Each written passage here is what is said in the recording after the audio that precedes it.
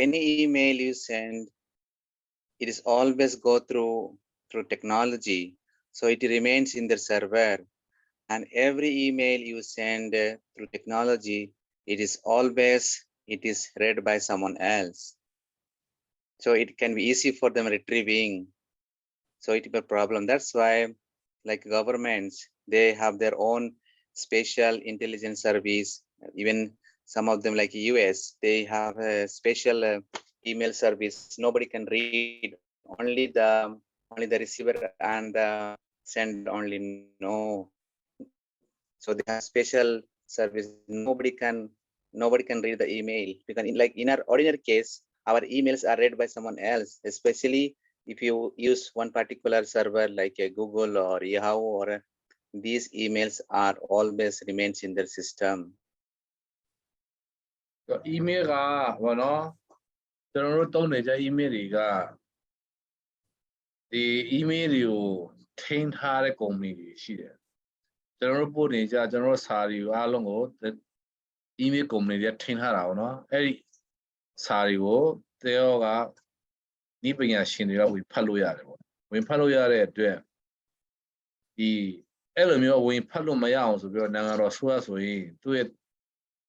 Sadwa Salari Alongo, through a soya good internet Sawa. In email will take the city where we wrote a jara, no? About you the laser or a pinga, nipping a shindiga, Japia, Ko Palumaya. Now, lower cherry bow down so that you chene the soya email a dollar rivo, soya godanga, 10 day, 10 chokare, secretary look at no? General in a General Jarumo, General Jaro, Jimmy and Jimmy Tone, Google Tone, the company on some who Tony Chama. Go yes, $2, they are with Papiro, a pot of Piachara, the Pinane, cherry Paujan and Oma General Sonet Jompureno, General Italy, Pussy to Gune, Bangkok, with her Pokisa Suneria, she. Oba wina pushi de be bang player bang and pion join it. The thing Jarekama, internet hacker, internet general email could pop the Banyash in the yoga. Eri idly press email at 2 bureau general support bureau. Cameras lonely longa, my poor person, the bank on 3 hours of bureau general yola. General level or through email so much later. And we are either press email. Kuna nipping a shin yodara, the only jompure. Elove the cho me a biasia or Nabaton by jompure campure, General Jadalo. So Elumio and Yakana, no, I think Hanes or Adeo, would do it. Jim P. Your blessing. Number those last year. Don't you more, don't who's along with Chombiro, email Adash, Anech, email Andreo to up your bear. Number those check about your heart. Namaton email Jane. Oh, Sagalonji, Yira, no, Jain, say, I out there. I don't email Kama, Sagalonji, name Yiba, Okay, let's go now. Number 4 and 5 and 6. The number 4 is don't routinely copy emails to unnecessary people, because their email becomes full gradually, because space takes, and some people don't want to receive unnecessary emails, or employees they're just not supposed to know. You remember the word clutter means is like it becomes slowly filled up.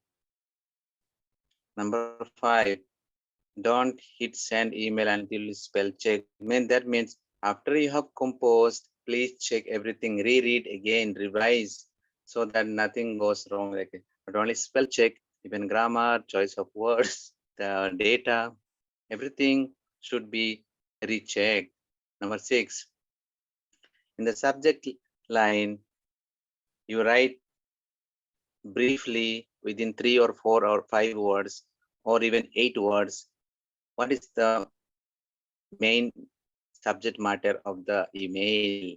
so that as soon as they know, okay, people will able to understand. So that's very important to write within 6 to 8 words or 3 or 4 words in the subject line. Number email ပို့တဲ့အခါမှာ email မှာ CC ဆိုတာရှိရတယ်နော် CC ဆိုတာကျွန်တော်တို့ရုံးစာမှာဆိုမိတ်တူပေးတာပေါ့မိတ်တူအဲ့လိုမျိုးခံတဲ့ဟာများများမသုံးပါနဲ့တဲ့အဲ့လိုသုံးခြင်းအပြင်ကိုယ့်ရဲ့ email တစ်တာပေါ့နော်ကိုယ့်ရဲ့ email တစ်တာထဲမှာစာဆနိုင်တဲ့ပမာဏလည်းပဲများများထွက်တဲ့အတွက်ကျင်းသွားတယ်ပေါ့နော်ရော့သွားတယ်ကိုယ့်ရဲ့ email ခဏနဲ့ပြည့်သွားပါတော့နောက်တစ်ခါသူများရဲ့ email မှာလည်းပဲမလိုအပ်ဘဲနဲ့စာတွေအများကြီးပုံတော့သူ email ရဲ့စုဆောင်းနိုင်တဲ့ထိမ့်သိမ်းနိုင်တဲ့ပမာဏလည်းပဲခဏနဲ့ပြည့်သွားနိုင်တယ်တဲ့အဲဒါကြောင့်မို့စာတွေကမလိုအပ်ဘဲတခြားလူတွေများများမိတ်တူမပေးဖို့CC မပေးဖို့လိုတယ်ပြောနံပါတ်5ကတော့ email ပို့ရမယ်ဆိုရင်မပို့ခင်မှာတေချာစစ်ဆေးပါဒီကရမာရောတဒါရောတေချာစစ်ဆေးပါအတုံးလုံးရောစဉ်းစားပြီးမှပို့ပါတဲ့ကျွန်တော်ဆိုရင်ရင်တော့ဖြစ်ဖို့တယ်ပို့ပြီးမှစစ်ဆေးတာငါမှားသွားတယ်ပေါ့ပြောင်းပြန်ပေါ့နော်မြန်ပို့ပြီးတာပဲလို့ထင်တာပေါ့နော်တကယ်တော့မှားတာပေါ့နော်မပို့ခင်မှာရေးပြီးတော့ပြီးသွားပြီချက်ချင်းမပို့နဲ့တဲ့ပြန်ဖတ်ပြန်စစ်ဒီထက်ကောင်းဘယ်လိုလုပ်လို့ရမလဲဘာမှားတယ်လဲအဲ့လိုမျိုးပေါ့နော်မမှားအောင်နံပါတ်6ကတော့ခေါင်းစဉ်ပေါ့ email ပို့တဲ့အခါမှာ email လိပ်စာရေးတဲ့အောက်မှာ subject ဆိုတာရှိတယ်နော်စာဆိုတော့ရုံးစာအကြောင်းအရာပေါ့အကြောင်းအရာကတဲ့ကိုအောက်မှာရေးတဲ့ဟာအလုံးရဲ့အကြောင်းအရာကိုချုပ်ပြီးမှလိုရင်းတူရှင်းစကလုံးနှလုံးသုံးလုံးပဲရေးပေါ့နော်ဥမာနေကျမ်းမာလာနေကောင်းလားကျွန်တော်မနေ့ပြန်လာရောင်လာဖို့ရှိတယ်ခမရလာတွေ့ချင်တော့ပါဆိုရင်အပေါ်မှာကခမရကိုလာတွေ့ချင်တွေ့ရင်appointment တောင်းတယ်အဲ့လိုမျိုးပေါ့နော်ကိုရဲ့စာကိုတစ်ခုလုံးကိုချုပ်ပြီးတော့အကြောင်းအရာဘာကိုဆိုရလဲဆိုတဲ့အကြောင်းအရာလေးကိုလိုရင်းတူရှင်းရေးရမှာဖြစ်တယ်တဲ့ Okay. Then 7, to make your request in the first email. That means keep your email straight, no beating around the bush, because people do not have time. Emails should be shorter and to the point. Make use of that 7 C's of communication. Do not write unnecessary things like how are you, especially in a business communication, formal communication. Even if it is personal, emails to keep shorter. People have no time to read long. You're not writing love letter that someone will read very leisurely or will inspire everything detail. And in the case of emails, to the point and straight. When you have to choose carefully the words, phrases, sentence structure, so that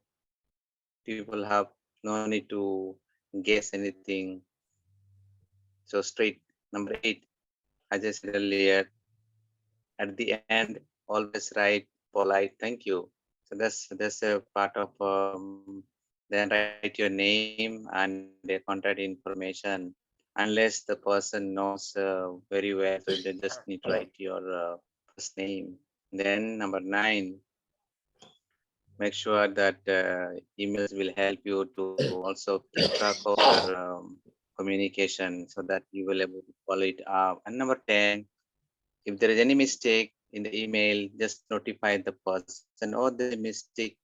in the email. Like someone wrote an email, instead of writing pay, the person wrote pray. So there may be different between pay and pray. Okay, နံပါတ်9ကတော့ဒီအခုကကျွန်တော်တို့ကလုပ်ငန်းနဲ့ပတ်သက်တဲ့ email ကိုရေးတဲ့နည်းကိုသင်ပေးနေအောင်နော်လုပ်ငန်းနဲ့ပတ်သက်တဲ့ email ကိုရေးတဲ့အခါမှာနံပါတ်9ကတော့email ရေးတာနဲ့နေကောင်းလားအဆင်ပြေကြမယ်လို့ပြောလင်းပါတယ်ဘာညာမရေးပါနဲ့တဲ့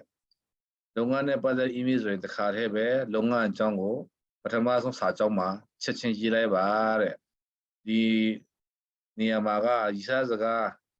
ပြောဖို့ဒါမှမဟုတ်အလားပါတလားဖို့ပြောဖို့ရေးတာမဟုတ်တဲ့အတွက်နေကောင်းလားလုပ်ငန်းအဆင်ပြေလားဘာညာရေးဆရာမလို့ဘူးတဲ့တခါတည်းလုပ်ငန်းအကြောင်းအရာကိုဒါရိုက်ပြောပါတဲ့နံပါတ်ရှိကတော့ကိုက email ရေးပြီးတော့စာဆုံးသွားပြီဆိုတော့အောက်ဆုံးမှာလက်မထိုးတဲ့စာသားစာကြောင်းပေးတဲ့စာသားလေးကြီးပေါ့နော် thank you ကျေးဇူးတင်ပါတယ်ရေးပြီးတော့အောက်မှာကိုနာမည်နဲ့ကိုရဲ့ဆက်သွယ်ရမယ်အချက်လက်တွေကိုလည်းပဲဖော်ပြပေးရမယ်တဲ့နံပါတ်9ကတော့လူတယောက်ကို email ပို့တယ်ဆိုတာကအဲ့ဒီလူတယောက်နဲ့ထိတွေ့ဆက်ဆံရင်းနှီးမှုကိုခံမြဲစေဖို့အတွက် email ကိုပို့တယ်ဆိုတဲ့အသိစိတ်အမြင်နဲ့ထားပါတဲ့နော်နံပါတ်10နံပါတ်10ကတော့ကိုယ်စီမှာရောက်လာတဲ့စာကကိုယ်နဲ့မသက်ဆိုင်ဘူးလို့ထင်ရင်ကိုယ်စီကိုပို့လာတဲ့လူပြန်ဆက်သွယ်ပြီးတော့ဒီ email ကလိပ်စာမှမှားနေသလားကျွန်တော်စီမှာရောက်ပါတယ်ကျွန်တော်ကဒီစာနဲ့ဘာမှပတ်သက်မှုမရှိပါဘူးဆိုတာမျိုးကိုတစ်ဖက်လူပြန်ပြီးတော့အတိပေးပါတဲ့ဘာလို့လဲဆိုတော့အတိပေးမှသာလင်သူလည်းပဲလိပ်စာမှားသွားတယ်ဘာညာတောင်းပန်ပြီးတော့သူပို့ချင်တဲ့လူစီကိုရောက်တော့မှာဖြစ်ပါတယ်တဲ့ကျွန်တော်လည်းကြုံဖူးတယ်လေအရင်တော့က Bishop Paul Ground ကFather Joseph မောင်ဝင်းစီကိုစာပို့တာ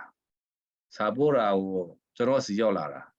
Joseph မောင်ဝင်းနဲ့ Joseph ဝင်းကျွန်တော် email က Joseph ဝင်း Father မောင်ဝင်းရဲ့ email က Joseph မောင်ဝင်းအဲ့တော့ Bishop Paul ကကျွန်တော် email လည်းရှိတယ် Father မောင်ဝင်း email လည်းရှိတော့အဲ့တော့ပေါ်တဲ့ Joseph ဝင်းကိုနှိပ်လိုက်တဲ့ခါကျတော့ Father မောင်ဝင်းစာကျွန်တော်စီရောက်လာတာစာထဲမှာပါဒီ Father မောင်ဝင်းပါညာဆိုတော့ဒါကျွန်တော်စာမဟုတ်ဘူးဆိုပြီးတော့ Bishop Paul လည်းပြောပြတယ် Father မောင်ဝင်းလည်းပြောပြပြီးတော့ပြန်ပြီးသူတို့ပြန်ချိတ်ပြတာပေါ့နော် Thank you Father. Okay. Next one is how we communicate horizontally or vertically. Simple. The first one is horizontal, like side by side. That's called horizontal. Vertical is top to bottom, especially in an institution when there is a superior, there is a boss, then there is a supervisor, then subordinates. So step by step, either it can be top to down or bottom to top. So downward and upward. Then diagonal communication is from one level to another level. So this also happens.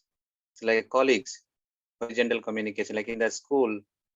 children talk among themselves, they come in there, that's called horizontal. But if they talk to the teacher or teacher to the students, it's called vertical. But one teacher, student talks to straight to the teacher, especially in office, to the next boss, it's called diagonal communication. Yes, please. ဆက်သွယ်လမ်းကြောင်းကအမျိုးအစား၃ခုရှိအောင်เนาะနံပါတ်1ကတော့ဒီ horizontal ဆိုတာမုတ်ကိုဆက်ဝိုင်းတိုင်ဆက်သွယ်ရေးပေါ့အနားမှာရှိတဲ့ level ကိုဖြန့်ကျက်ပြီးတော့ဆက်သွယ်တာပေါ့เนาะနောက်တစ်ခုကတော့ vertical communication ဆိုတာကတော့အပေါ်အောက်ပေါ်ကနေအောက်ကိုဆက်သွယ်တဲ့လမ်းကြောင်းရှိတယ်နောက်တစ်ခါ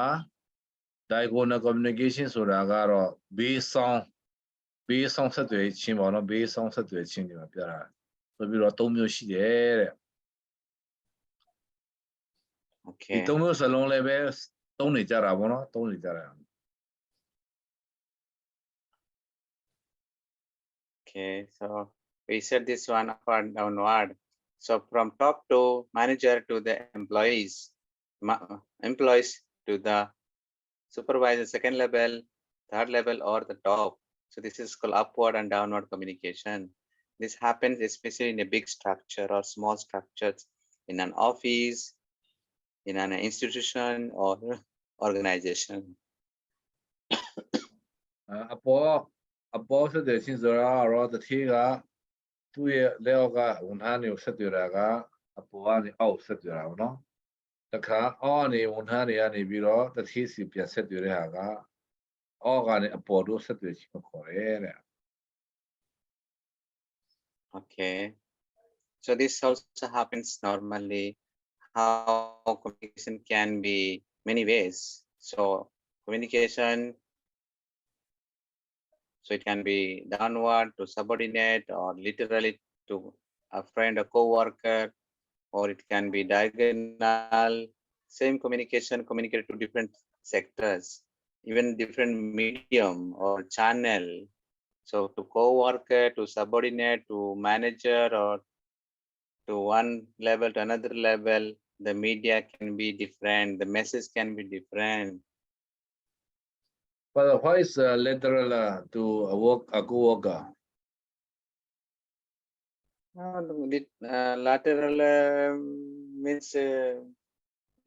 even if you are not physically there or not there, or even you are not knowing each other, doesn't matter. So Okay. because Communication among the workers, right? Still communicate. Yes. Okay. အဲ့တော့ဒီဆက်သွယ်လမ်းကြောင်းက၄မျိုးရှိတယ်တဲ့၄မျိုးဆိုတာကတော့ဒီဘက်အဝါကတော့အလုတ်သမားချင်းဆက်သွယ်တာပေါ့နော်အလုတ်သမားချင်းဆက်သွယ်တယ်အလုတ်သမားချင်းဆက်သွယ်တဲ့အတွက်သူတို့ဆက်သွယ်တဲ့သတင်းချက်လက်ကတစ်မျိုးတခါအလျောငယ်သားနဲ့ထက်ရရှိဆက်သွယ်တဲ့ဟာကလည်းပဲအချက်လက်ကချီမတူမယ်ပေါ့နော်တခါကြီးကျယ်သူနဲ့အပေါ်တစ်ထင်းနဲ့ဆက်သွယ်လမ်းကြောင်းကဆက်သွယ်ချက်သတင်းချက်လက်ကကျောင်းရကတူချီမတူမယ်တခါဘေးဆောင်ဆက်သွယ်တဲ့ခါမှာလည်းပဲသူတို့ဆက်သွယ်ရဲ့ကျောင်းရကတူချီမတူမယ်အဲ့တော့ဆက်သွယ်လမ်းကြောင်းက၄မျိုးရှိတယ်ပေါ့၄မျိုးစလုံးမှာအမြဲတမ်းတူချီမတူနေပဲတဲ့သူတို့ရဲ့အစဉ်အတန်းသူတို့ရဲ့လုပ်ငန်းခွင်ပေါ်မူတည်ပြီးတော့သူတို့ဆက်သွယ်ရတဲ့အကြောင်းအရာတွေဟာလေမတူညီပဲနဲ့ကွဲပြားခြားနာသွားမှာဖြစ်ပါတယ်တဲ့ Okay, we're almost done. So in a big company or small company, how managers communicate? Look at superiors, they communicate only 14%, subordinate 46%, internal among themselves 17%, external 23%. So most of the communication happens among the subordinate people who are in the 4th or 5th category of employees. So higher the position, people communicate less.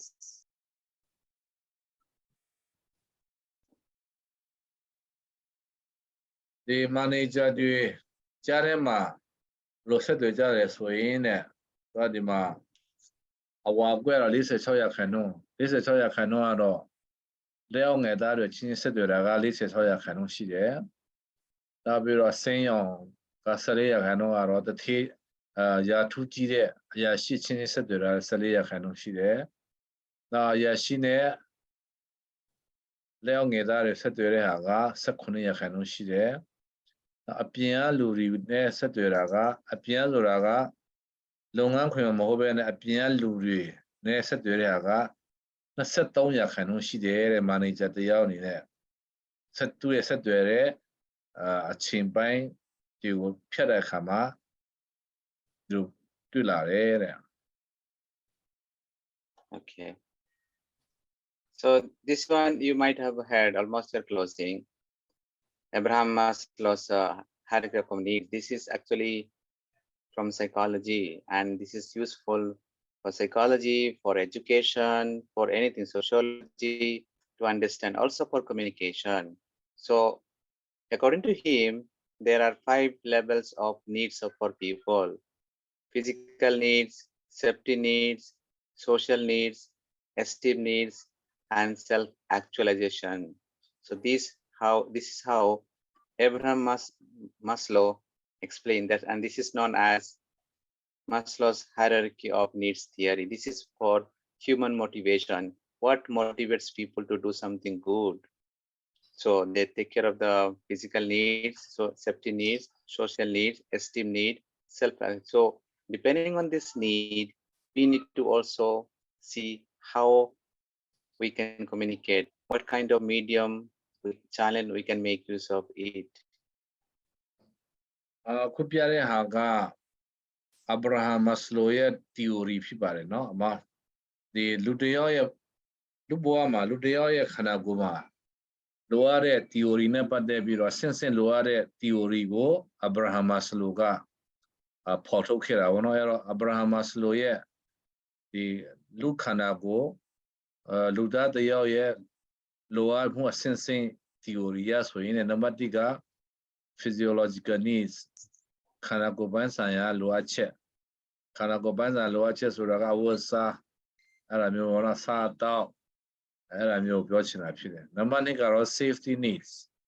ဘေးကင်းလုံခြုံမှုဆိုတာကအိမ်နဲ့နေတာမျိုးပေါ့နော်အိမ်နဲ့နေတာမျိုးတွေဖြစ်မယ်နောက်ပြီးတော့အဝတ်အစားတွေကျန်းမာရေးကောင်းတာမျိုးတွေပေါ့နော်နံပါတ်3ကတော့ social needs နံပါတ်3ကလူမျိုးရေးဆိုင်ရာလိုအပ်ချက်ဆိုတာကလင်းရှိတာမျိုးမရရှိတာမျိုးဒါမှမဟုတ်တငယ်ချင်းရှိတာမျိုးအဲ့လိုမျိုးဒါမှမဟုတ်လူအဖွဲ့အစည်းတစ်ခုထဲမှာပါဝင်တာမျိုးဒါမှမဟုတ်ကျောင်းတဲနဲ့ကျောင်းတဲတဲ့တငယ်ချင်းထားတာမျိုးအဲ့ဒါမျိုးပေါ့နံပါတ်4ကတော့အဲ့နံပါတ်3ကပါခေါင်းစဉ်လူမျိုးရေးဆိုင်ရာလိုအပ်ချက်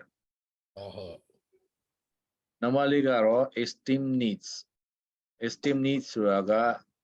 လေးစားတမှုပြုခြင်းကိုလိုအပ်ခြင်းသူများကကိုယ်ကိုလေးစားယူတည်တယ်ဆိုတာကိုသူလည်းလိုအပ်တယ်ပေါ့နော်နံပါတ်5ကတော့ self actualization ဆိုတာself actualization ဆိုတာမြန်မာလိုစကားခေါ်မလဲဆိုတော့ဘယ်ပိုင်းဆိုင်ရာ self actualization ကမိမိကိုယ်ကိုအောင်မြင်ခြင်းပေါ့နော်မိမိကိုယ်အောင်မြင်အောင်လုပ်ဆောင်နိုင်ခြင်းဆိုတော့ငါလုပ်နိုင်တယ်ငါလည်းတော်တယ်ငါလည်းအောင်မြင်တယ်ဆိုတဲ့ဟာမျိုးပေါ့နော်ဆိုတော့လူတယောက်မှာလိုအပ်ချက်က5ခုရှိတယ်တဲ့အဲ့ဒီလိုအပ်ချက်အစဉ်စဉ်ကို So these are the examples of those needs to understand better. So you can explain to them. Okay အဲ့တော့ခုနပြောတာချက်လေးချက်5ချက်လိုအပ်ချက်ကိုပြန်ရှင်းပြမယ်ဆိုရင် physical logical needs ဆိုနံပါတ်1ကရေတို့အစာစာတို့အိပ်ဖို့တို့အိမ်မဲ့နေရာနေမဲ့နေရာတို့နောက်တစ်ခါလေ့ကျင့်ခန်းလုပ်တာမျိုးเนาะဒါတွေကြရင်လုပ်ငန်းခွင်မှာလုပ်ငန်းခွင်ကောင်းဖို့ကျန်းမာရေးဝန်ဆောင်မှုကောင်းဖို့နောက်ပြီးတော့ပျော်ဖို့ရှင်ဖို့အချင်းရှိတာမျိုးကို physiological needs လို့ခေါ်တယ်ပေါ့နော် safety needs ဆိုတာကဘေးကင်းလုံခြုံမှုဆိုတာဘာပြောချင်လဲဆိုရင်အန္တရာယ်ကနေအကာအကွယ်ရတာမျိုး threat ချင်းချောက်မှုကနေပြီးတော့အကာအကွယ်ရတာမျိုး deprivation ဆိုတာကချွတ်တဲ့မှုကနေပြီးအကာအကွယ်ရတာမျိုးပြောတာပေါ့နော်ဥပမာကျွန်တော်တို့လုပ်ငန်းခွင်မှာကျွန်တော်တို့ရုံးမှာဆိုရင်ဝန်ထမ်းတွေကိုအသက်အမခံထားပေးတယ်အသက်အမခံဆိုတာကကြမ်းမာရအမခံပေါ့သူမပြောလိမ့်မဲ့ဖျားသွားရင်ကြော်ကြေးရအောင်တင်းတရာကြော်ကြေးရမယ်ဆိုတော့ကျွန်တော်တို့က prudential insurance company မှာဝန်ထမ်းတိုင်းကိုအသက်အမခံထားပေးတယ်အဲ့လိုမျိုးပေါ့နော်ကာမခံထားပေးတယ်အဲ့မျိုးတွေပါတာပေါ့နော်နံပါတ်3ကတော့ social needs ဆိုတာက belonging needs ဒီမှာ belonging needs ဆိုတာကတော့ပိုင်ဆိုင်မှုဆိုင်ရာလိုအပ်ချက်ပိုင်ဆိုင်မှုဆိုင်ရာလိုအပ်ချက်ဆိုတာခုနပြောလို့တငယ်ချင်းတွေရှိချင်းပေါ့နော်တခါချစ်သူရှိချင်းတခါကျရင်သူ့ကိုမပြောပေမဲ့ကိုကသူ့တိတ်တိတ်ချစ်နေတာရှိနိုင်တယ်ကိုကမသိပေမဲ့သူကကိုယ်တိတ်တိတ်ပုံချစ်နေတာရှိနိုင်တယ်ဒါပါလဲဆိုတော့လူတယောက်ရဲ့လိုအပ်ချက်ရဖြစ်တယ်လူဆိုတာချစ်တဲ့ရမယ်အဲ့ပြောချင်တခါ belonging ငါဘသူအမျိုးငါပဲ Paris နဲ့ဆိုင်တယ်အဲ့လိုမျိုးပိုင်ဆိုင်မှုလို့နော် association ဆိုတာကကျွန်တော်တို့ကJEU ရဲ့ကျောင်းသူကျောင်းသားများကျောင်းသူကျောင်းသားဟောင်းများအသင်းမှာဥက္ကဋ္ဌအတွင်းမှုဖြစ်တယ်ဒါဝင်မိခင်ဖခင်တင်းမှာအဲ့လိုပါဝင်ဆိုတဲ့ဘယ်အဖွဲ့တင်းဖွဲ့မှာကိုယ်ကပါဝင်နေဆိုတာမျိုးတွေလဲလို့ရပေါ့နော်အခါကျရင်ကျွန်တော်တို့ကဘယ်ရက်ွက်ထဲမှာ Ogtaya Muribo, go up bow pinale, bear pussy pinale, go ya Lumuima, Blumo sun with there, with Sunday, no? Era Muri Bochinat. Number legal self-esteem and reputation to Ragaro, Kunabiolo, Samuel Sola Dolera, or Angaya Yantolera. Asa Jose Yantolera, Elomio, a team have you Kayam Ludan Luchin. Now, value of work, go low yet tampo. Now, dignity conteka, not conteka shita. Support for ideas. Or go to Cosendilulan Comala, Subiro. They all got to account a lawyer on low element. I be talking a mury, the guy champion a mury, amigo, extreme local. So I mean, some loacher self actualization, I mean, some loacher haro, Mimi go, low nine kind of swanshy there, so that symbol a maro, go ga reaching one's true potential, go to get low nine swanshy bare, so that a single to get go yadora. Over the John Day, Nasambo on Mava, look was since I will let David to get sample on us Arabale, self actualization to call it. So, anyhow, Bana Patales or a queen ye go, a don't chapo, go ya, Tomio ye there, go ya, to the ye there, go Boma, Yalare, a queen ye do go, let's let me kind of ye there. Self actualization. Self-actualization. Okay, then I physiological needs. Physiological need. Safety needs. Safety need. Belonging needs. Belonging need. Esteem. Esteem.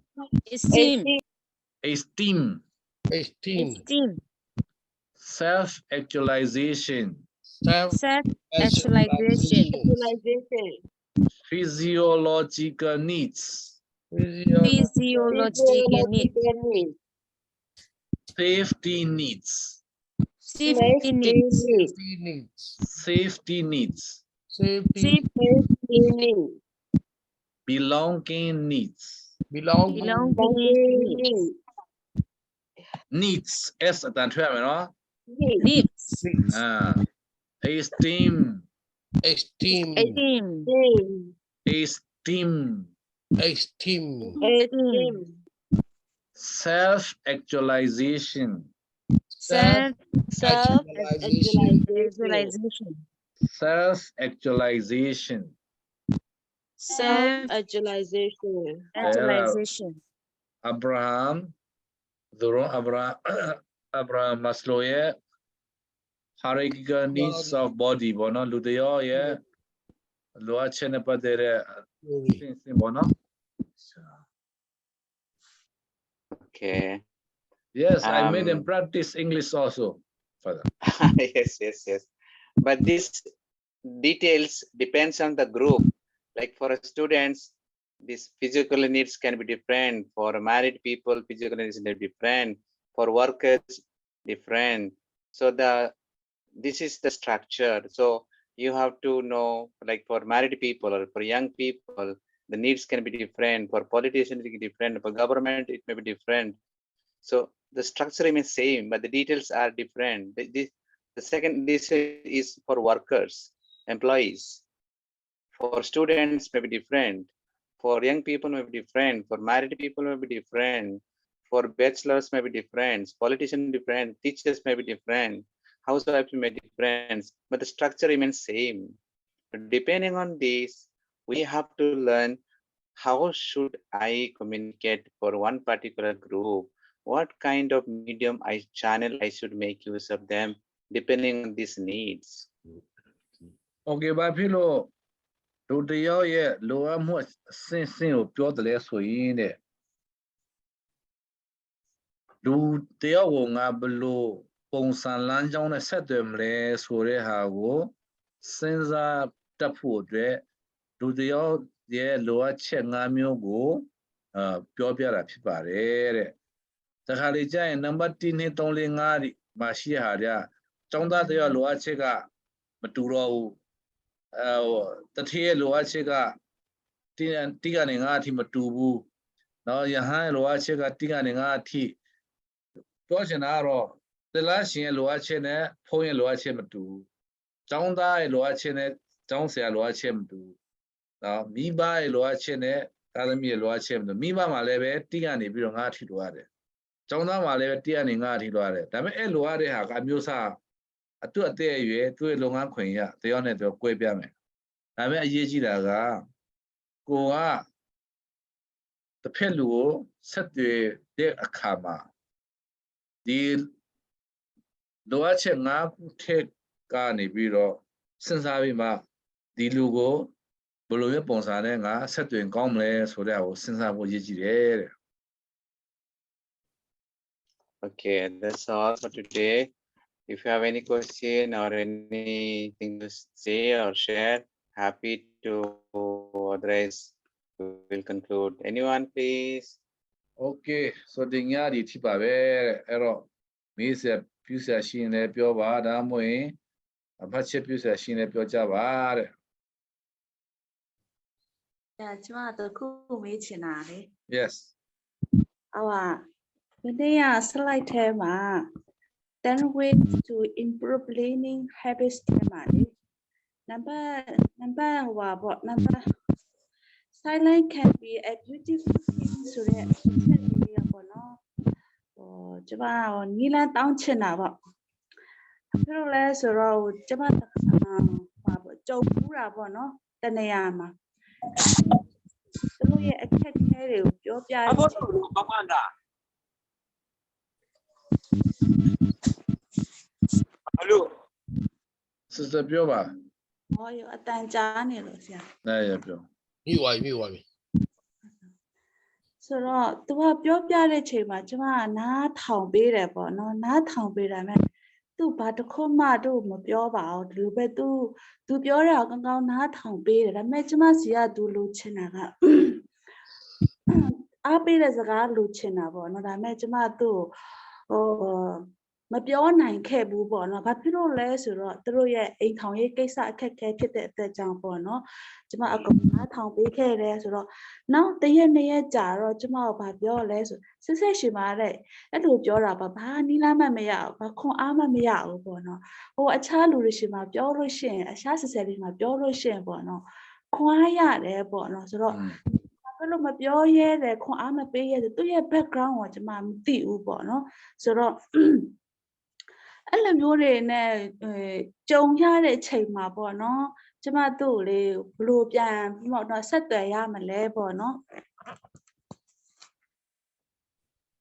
Okay further sister is asking advice from you that according to communication a person who has a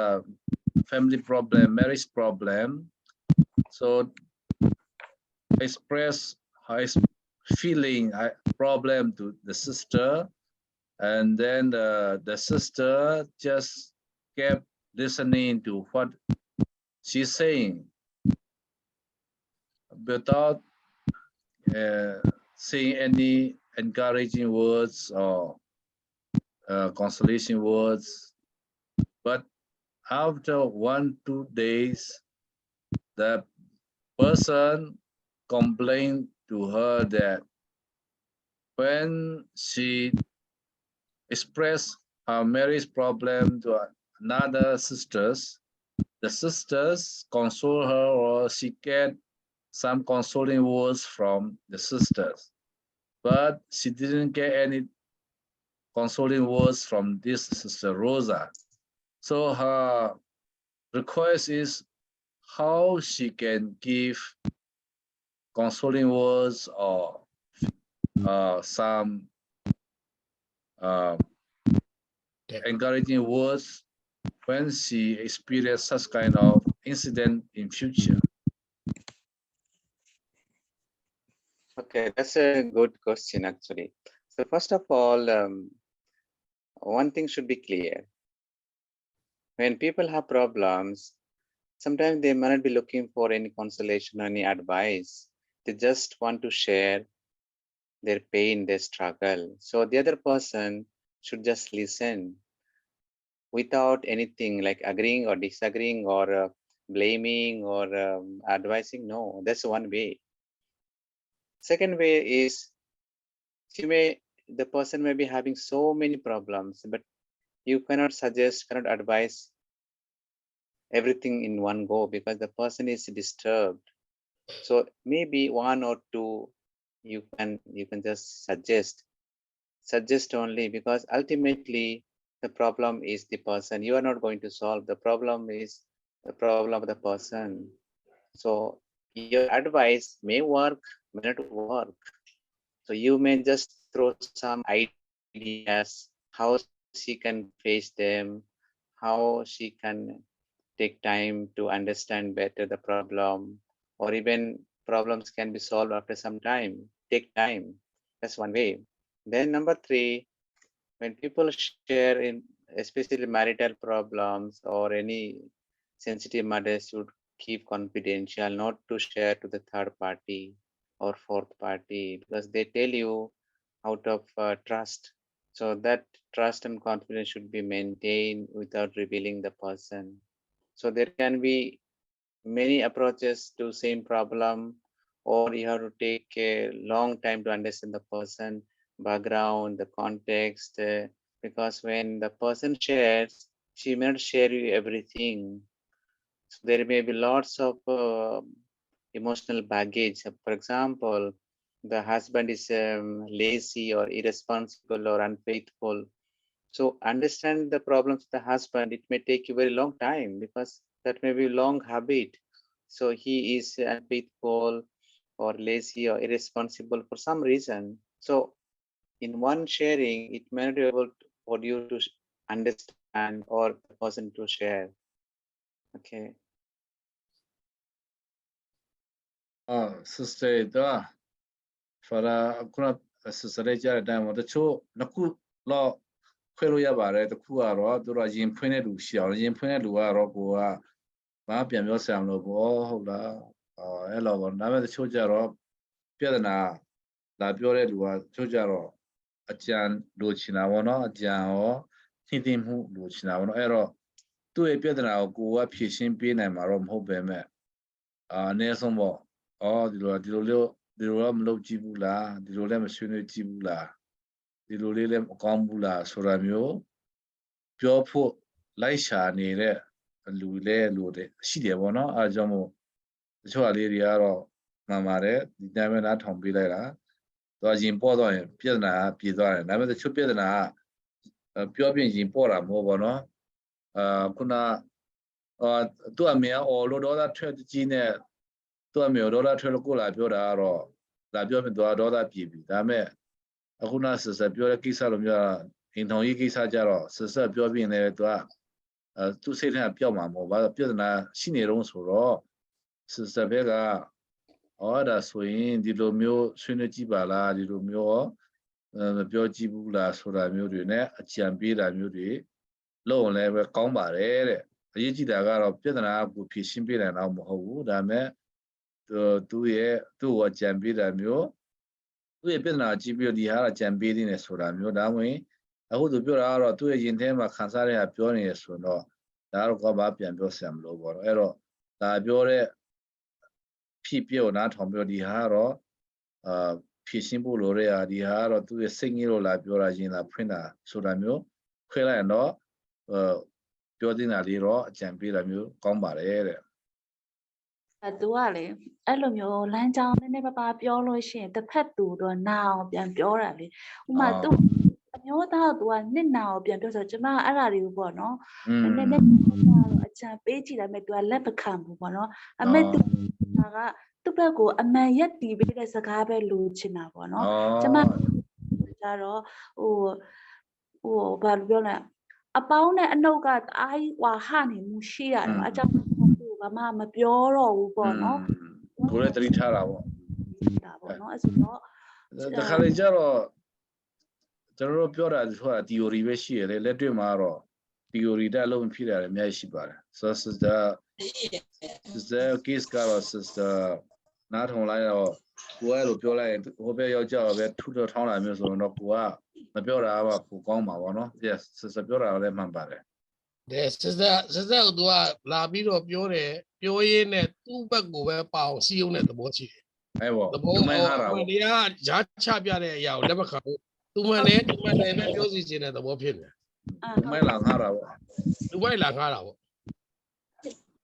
sister လောက်လာမှန်ပါတယ်အဲ့ဒါတော့ ရန်တဲ့ ဆရာ အဲ့ နော် ပေါ်လာညိတာပေါ့ကွာ အေးပါအဖော်လာကြည့်ပြီးတော့သူအေးလာတောင်းတာပေါ့ဟိုကစီးအောင်တာပေါ့ကျမတို့တပြားအားလုံးကပါတယ်ကျမလည်းပါပါတယ်သူပြောစီခြင်းတာ sister ဆော့ပြောပါ ဆရာနော် communication ထဲမှာ active listening လေ active listening ဆိုတော့ဒီချာလေးနားထောင်ပြီးတော့ပြီးသွားတာပဲ communication ပဲအဲ့ဒါလေ sister ဘာပြောမလဲ ဆရာနော်တခုကလေဒါကျမရဲ့ personal ပေါ့နော် personal လေးအခုချင်တာတခုပါပေါ့နော် ဒီ10ချက်ထဲမှာပဲပေါ့နံပါတ်4ထဲမှာပေါ့နော်နားထောင်တဲ့အချိန်မှာပေါ့နော်အလုံးမလုံးနဲ့ပေါ့နော်လွဲမတတ်တယ်ပြောတာပေါ့နော်ဆိုတော့ကျမရဲ့ spiritual director ပေါ့နော်spiritual director အရင်တော့ကတော့ပေါ့နော်အဲ့လိုမျိုးတစ်နှစ်တစ်ခါလေးတော့ပေါ့နော်ဟိုစုံပြီးမှပေါ့နော်စကားပြောဖြစ်တယ်ပေါ့နော်အမေနောက်တဲ့နောက်ပိုင်းမှာတော့ဒီ line ပေါ့နော်ဖုန်းတွေနဲ့ video call မှာပြောဖြစ်ခဲ့တယ်ပေါ့နော်နောက်ပိုင်းကတော့အေးပေါ့သူလည်းအလောက်ကန်ကြီးမလုပ်နေတယ်လို့ထင်တာပဲကိုလည်းဒါပေမဲ့ကိုမမေးရဲပေါ့နော်ကိုဆရာဆိုတော့ပေါ့နော်ကိုရဲ့ personal ပြောတဲ့ချိန်မှာပေါ့နော်သူနားထောင်တဲ့ချိန် feeling တိတ်မရှိဘူးပေါ့နော် feeling ရှိဘူးလဲတခုခု check-in လုပ်နေတဲ့အလုပ်တခုခုလုပ်နေတာဒီမူမိတယ်ပေါ့နော်ဆိုတော့သူ့ကိုကလေဟိုယုံကြည်မှုတိတ်မရှိတော့ဘူးပေါ့နော်စကားပေါ့နော်ဟိုအကုန်လုံးသူမှနားမထောင်ဘူးပဲပေါ့နော်အပေါ်ရမထောင်ပြီးမှဟိုလမ်းကြောင်းကိုပေးနေတယ်ဆိုတာကိုပေါ့နော်တီးလိုက်တဲ့အနှစ်သာရပါလာတာပေါ့နော်ဆိုလို့ရှိရင်ဒီနာကဒီ spiritual ပေါ့တော့ကောင်း spiritual တွေကိုလုပ်ချင်တယ်စားတော့ပေါ့နော်ဟိုတိတ်ပြီးမှနားမထောင်ပေးနိုင်ဘူးပေါ့နော်အဲ့ဆိုတော့ကျမသူတို့နားထောင်ပေးတယ်ဒါပေမဲ့ကျမအများအားသူကလေနေကောင်းလားဘာလုပ်နေတဲ့သူအများအားပေါ့နော်ကိုယူသစကိုစာပို့ဒါပေမဲ့ကျမအယုံကြည်နေတော့ပေါ့နော်ယုံကြည်စကားကိုကောင်းကောင်းလေးနားမထောင်တဲ့ခါကျတော့လေပြချက်တာမလုပ်ချင်တော့ဘူးပေါ့နော်မလုပ်ချင်တော့ဒါပေမဲ့သူကအများအားကိုလို upload ပေးတယ်ဒါပေမဲ့ကိုကလေမလို့ချင်ဘူးပေါ့ဒါပေမဲ့အခုပြန်ပြောတာကိုပြန်နားထောင်တော့ပေါ့နော်ကျမဘာဖြစ်ဖြစ်စူးစမ်းရမယ်ဆိုတာရှိတာဒါပေမဲ့စူးစမ်းရမယ်နည်းလမ်းတွေများအခြားများရှိသေးလားပေါ့နော်ကျမရဲ့ mind တွေကိုပေါ့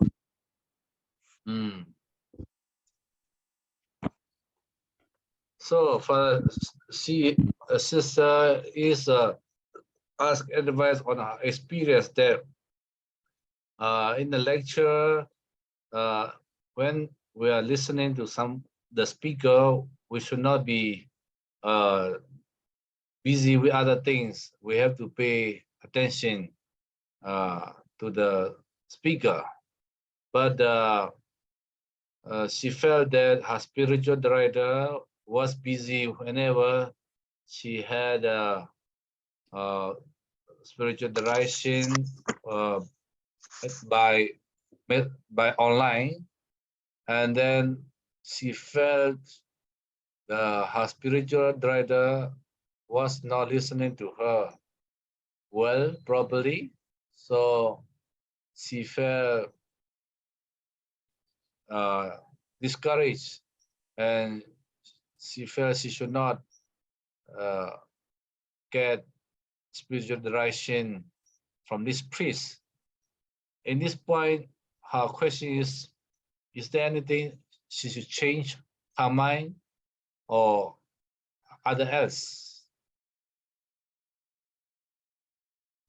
Okay, this can be very practical. The priest may not be interested for many reasons. One, my guess, I do not know. Either he is not able to give time because too many commitments, or he's not able to understand the issue, or he doesn't know how to help the sister, or the reasons can be based on him. We can only just guess why he's not paying attention, not giving time, or active listening to the person, because it is a spiritual direction. I have no idea. So I'm just guessing there may be many reasons. So if you think that the person is giving time and not listening, you can consider to change to a person who can listen to you. Because if the person is not listening to you, how will he help you, guide you? That's the question. So you can take time, and if you think that he's not paying attention to you, not listening carefully, you can consider to find someone who can listen to you better. Yeah, sister ကြားရနော်